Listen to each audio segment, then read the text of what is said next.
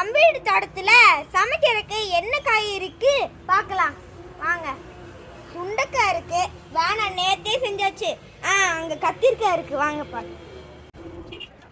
1 2 3 4 5 இருக்கு. இந்த கத்திரிக்காய் எல்லாம் சாம்பார் செஞ்சிடலாம். வாங்குறேன். அங்க பீக்கங்காய் இருக்கு, இங்க பாருங்க. இங்க பீக்கங்காய் இருக்கு. இன்னைக்கு என்ன செஞ்சிடறேன்னு புரிஞ்சிருச்சு. கத்தி கூட ரெடியா இருக்கு. இன்னைக்கு பீக்கங்காய் கூட்டு, கத்திரிக்காய் சாம்பார். இங்க பீக்கங்காய் இருக்கு பாருங்க. இது 2 நாள் கழிச்சு சமையல் செஞ்சிடலாம். இந்த மாதிரி உங்க வீட்லயும் ஆரோக்கியமான உணவை சாப்பிட்டா